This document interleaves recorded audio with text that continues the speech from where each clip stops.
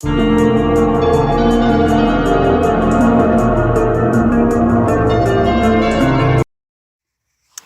guys, Moms Against Medical Bullying. So I just wanted to mention geoengineering or contrails or whatever people call them these days. Um, so I have a love-hate relationship with the library.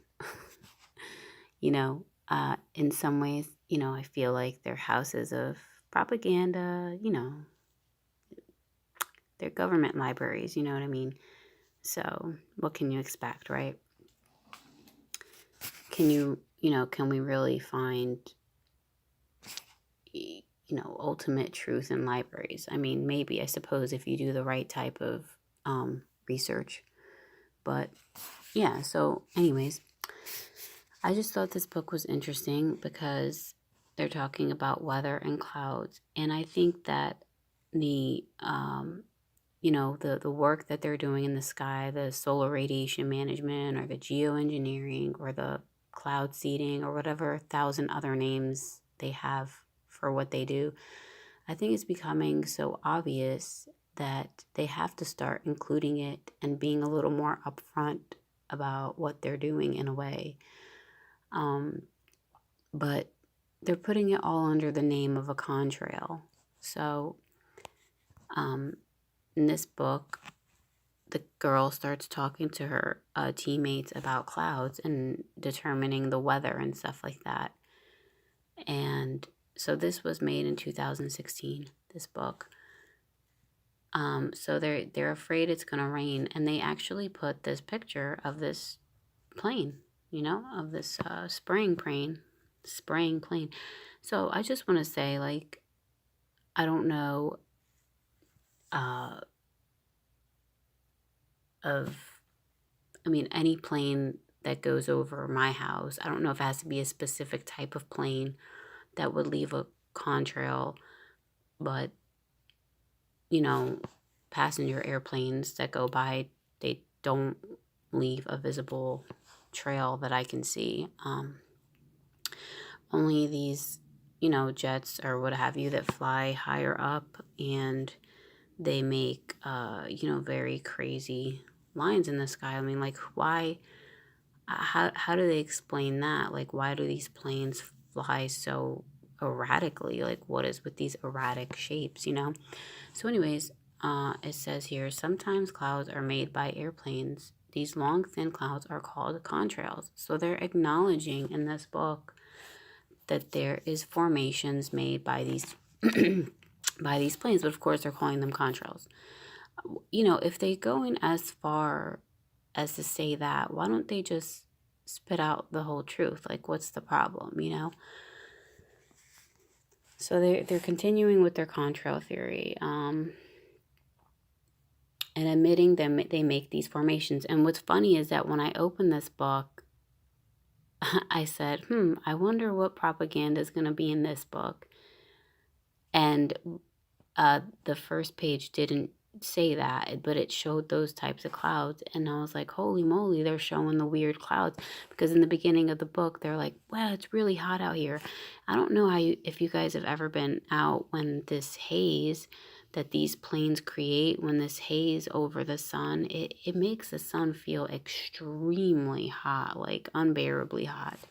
So I feel like it produces a different type of heat. Anyways, so yeah, if you just Google contrail, they admit, look at these wacky lines. What planes fly in these types of manners all over the United States, all over the world, you know what I mean? And so they're calling them clouds now. And let's see here. Oh, and then at the top here, they make sure to say not to be confused with chemtrail conspiracy theory. No, guys, this is the contrail conspiracy theory. It's the vapor trail theory. They're so dumb. Oh my gosh. So they're saying they're line-shaped clouds produced by aircraft engine exhausts. Like, why don't they admit that they're intentionally spraying the air. And it's not just engine exhaust. I mean, contrails are composed of water in the form of ice crystals, blah, blah, blah. Let's see here. It says they eventually make natural cirrus or alto cumulus clouds. Persistent contrails are of particular interest to scientists because they increase the cloudiness of the atmosphere. Oh, you don't say. But they're still saying it's contrails? Like, don't you think that's a problem if these contrails are changing the way the sun feels and things like that? The resulting cloud forms are formally described as homo mutatus. That sounds fun. And may resemble cirrus or cirrocumulus. All right. Some persistent spreading contrails. Some persistent spreading contrails contribute to climate change. So I think that things are getting so obvious that they have to start admitting some of these things. But they're not admitting that the whole truth. Look at this. Wow. This picture. Like, that's really erratic. Why are planes doing that? Like, what's going on? Contrails by affecting the Earth's radiation balance. As a radiative forcing, they trap outgoing long-wave radiation emitted by the Earth, by the ground and atmosphere more than they reflect incoming solar radiation. Let's see what else. Okay, I guess that's all I have. Yeah, so I just wanted to share this because it just seems like they're aware that more people are aware, and they have to continue to make it seem like none of this is happening intentionally, that it's all like this mysterious surprise, and like scientists are trying to investigate the situation, just like they do with shots. They admit that there's mysterious illnesses that take place, but they don't admit that it's done intentionally. They don't admit that it's from their cow shots. Like when they say that kids are going to have this, strange paralysis and polio-like illness. Like, they're so demonic. They tell people like kind of what's happening, but they don't admit that they're the reason that these things are happening. Anyways, I just wanted to share that. Take care, everyone. Hey guys, so yeah, one more thing I just wanted to mention, and I'm probably late to the party. Like, people, I'm sure there's other researchers out there that are like, already probably have said, everything I just said twice over and more or whatever. But anyways, I just wanted to say that I think that they're, going to blame the fuel type for the contrails. It says here a 2013-14 study jointly supported by NASA, the German Aerospace Center DLR, and Canada's National Research Council determined that biofuels could reduce contrail generation. I remember reading about biofuels somewhere. I don't remember where. But yeah, I think this reduction was explained by demonstrating that biofuels produce fewer soot particles, which are the nuclei around the ice crystals, which the ice crystals form. The tests were performed by flying DC-8 at cruising altitude with a sample gathering aircraft flying in trail. In these samples, the contrail producing soot particle count was reduced by 50 to 70% using a 50% blend of conventional jet A1 fuel and HEFA, hydroprocessed esters and fatty acids. Biofuel produced from camelina. So what do you guys think about that? Hold on a second. Oops.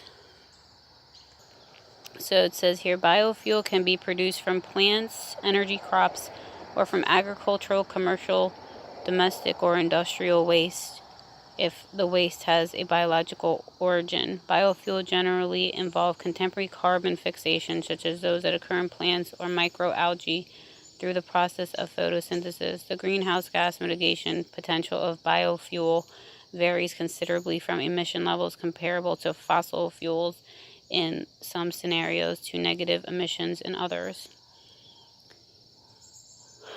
The Intergovernmental Panel on Climate Change defines bioenergy as a renewable form of energy. The two most common types of biofuels are bioethanol and biodiesel. This is all very interesting, I think. So bioethanol is an alcohol made by fermentation, mostly from carbohydrates produced in sugar or starch crops, such as corn, sugarcane, sweet sorghum. Cellulosic biomass derived from non-food sources such as trees and grasses is also being developed as a feedstock or ethanol production. Ethanol can be used as a fuel for vehicles, but it is usually used as a gasoline additive to increase octane and improve vehicle emissions. Bioethanol is widely used in the U.S. and in Brazil. Biodiesel is produced from oils or fats using transesterification and is the most common biofuel in Europe. It can be used as a fuel for vehicles in its pure form, but it's usually used as diesel additive to reduce levels of particulates, carbon monoxide, and hydrocarbons from diesel-powered vehicles. That's really interesting. Hydrocarbons. That's interesting too, because hydrocarbons are used in pesticides, I believe. It's just amazing how everything connects. Fermentation. And the process of fermentation isn't that done by microorganisms? So, I've just said that to say it. It's what I think is that it's interesting learning about all these different things because you see how they all kind of bridge together and connect and kind of form this huge dynamic system. So it says in 2019, worldwide biofuel production reached 161 billion liters, up 6% from 2018, and biofuels provided 3% of the world's fuels for road transport. The International Energy Agency wants biofuels to meet more than a quarter of demand for transportation fuels by 2050. So, yeah, maybe they're talking about the contrails now and admitting about more of what it does because they have maybe this agenda for biofuels. Hello, Yellow Jacket. However, the production and consumption of biofuels are not on track to meet the IEA's Sustainable Development Scenario. From 2020 to 2030, global biofuel output has to increase by 10% each year to reach IEA's goals. So these are what I find interesting is all these these interesting dates, right? 2020 to 2030. We already know that, I don't know, what is it, the UN? I don't know, one of those people that make plans for the world. They already have that 2020 2030 plan for pharmaceuticals, for medicine, for life on planet Earth. I just find it amazing how these people make all these plans. I think it's quite insightful. All right, everyone, I'm done rambling. Take care.